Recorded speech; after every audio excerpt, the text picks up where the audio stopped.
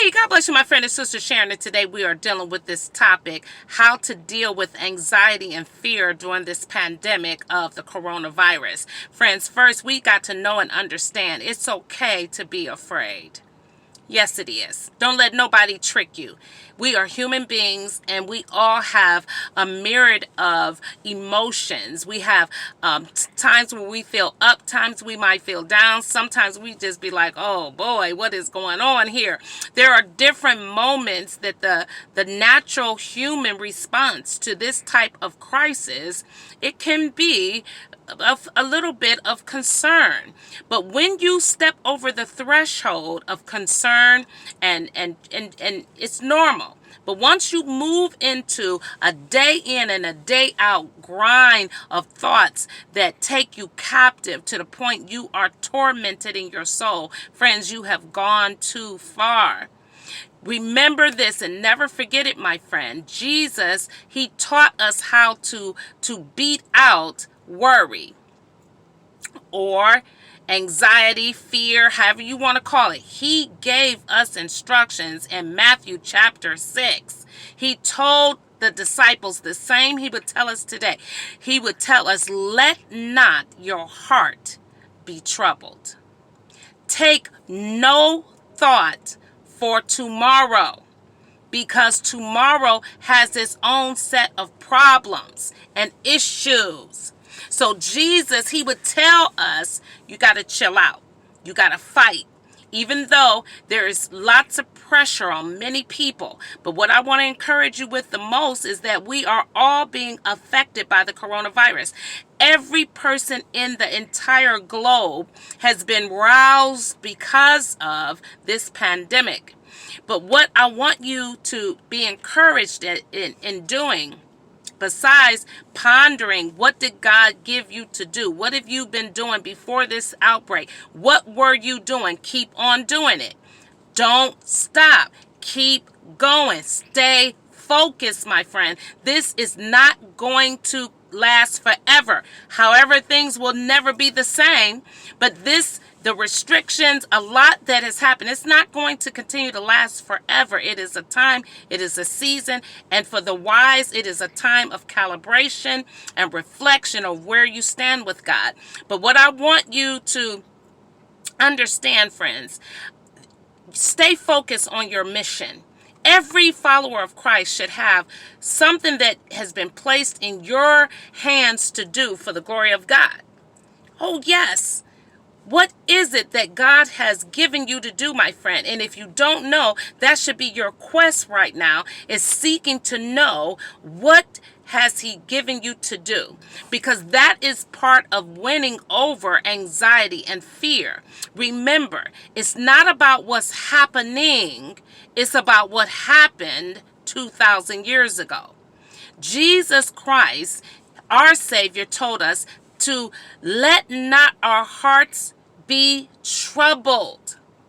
You have to fight to keep your flesh in check, or it will run like a stampede of horses. Friends, it'll get away from you, your thoughts.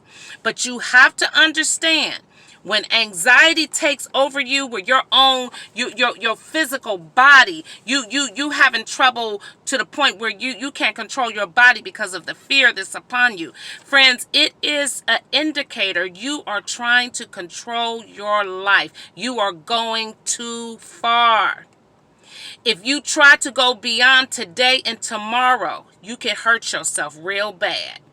And I encourage everyone, whatever you were doing before this thing, keep on doing it. I'm right now on a break, headed to a 7 o'clock meeting, a late meeting. Well, actually, it's a city council meeting, friends. And I said, I'm going to take a break. You see, I still have on my lab jacket out in the truck because I'm still headed back to the ministry to do a little bit more work. Me and one of the board members, we made sugar scrubs today, friends. We're making a couple of hundred. We're making lots and lots of deodorant, probably like 500. We bought 500 containers, and we're going to fill them up. And we're just going to go out into the community. We're going to put on our mask. We're going to put on our gloves, and we're going to work. We're going out this weekend. I am so excited about it, my friends. I've been opening up the truck as the Lord leads me out. But friends, let me tell you, there is a people out here. Remember this and never forget. When you approach someone that is fretful and in deep anxiety, fear, when you give them hope, hope could be just kind words. It could be a smile. It could be opening the door. I want you to focus on what have you been doing to be charitable and kind to others. I promise you, my friend, when you are thinking and strategizing of ways to be a blessing to other people, you don't have time to be consumed with you.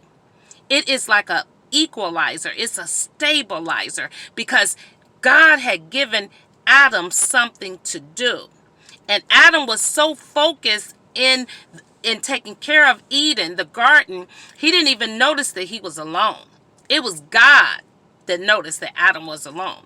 And I want you to understand that even through the trouble that Noah, rest assured, Noah was being mocked. He was probably being reviled. People was like, this man is cuckoo.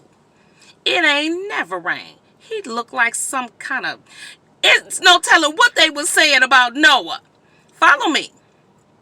But Noah was not moved by their slander or none of it.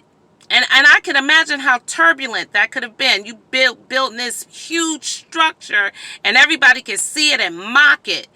But what kept him moving and grounded? God had already spoken. God had already given him an assignment. Friend, focus on your assignment. Some of you, God has been asking you to write those books forever. You ain't wrote them books, friend. Come on, get busy.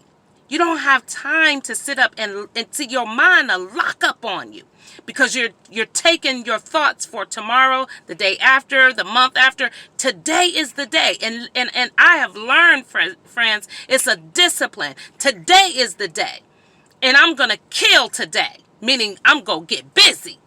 And busy doesn't mean, friends, that you necessarily run around like a chicken with your head cut off, but you are focused. This is a great time of calibration, revelation, the revealing of Christ, as if you use this time to seek him. Friends, there is no time to stay in dark places. You have to bag up and get out of there and choose to stay in today. You must fight to stay in today and keep on working Eden. Keep doing the garden, doing what God told you to do. Stay focused, my friends, and you can dominate this season and come out with great productivity. Friends, we made so many sugar scrubs today. It was amazing. Me and my sister Nichelle, she's on our board and she's amazing. She helps me with many creative projects. She loves creativity and we killed it. We're getting ready for our drop this weekend, friends. We're opening up this truck, get them masks on, and we do all that we do by faith. Yes, we are being cautious. We're honoring the distancing. We're honoring all that. But friends, we have to stay focused on our mission. There is a mission from Christ to go into all the world and preach, and to let our light shine before men. Don't shine a dim light of fear and depression. You don't want that light. Actually, it's not even light. You don't want that to illuminate out of your being. Be about your Father's business. Pick up your cross. Fight the good fight. We all have fear. We all have concerns. But friends, we cannot let it dominate. Remember, you are a soldier. Let's go, soldier. Strap up. Fight that good fight. That's right. How do you deal with anxiety? Fight. And stop trying to control the outcome. That's when it will choke you. Anxiety will put you in a chokehold. It will choke you out. You can't win. When you march off into next week, next month, and you trying to figure every little jot and tittle of your life, friend, you're going to get choked out. It doesn't work that way. Remember, without faith, it is impossible to please God and to move God. Everything we do it by faith. Enough said. Let's go, soldiers. Strap up. Let's go. Come on. Put your back up straight. Let's go. Be encouraged, my friends. And don't forget, if you would like a free download of my book, Overcoming the Battlefield of the Mind. This book, friends, you can read it.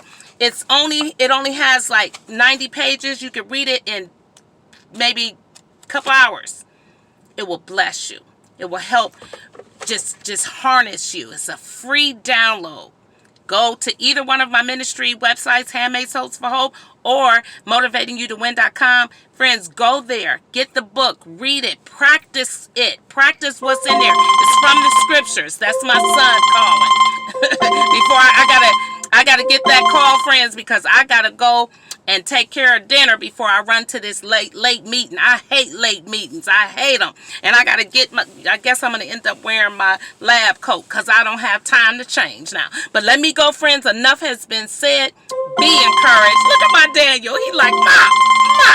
All right, God bless, friends. Till next time, go get that book.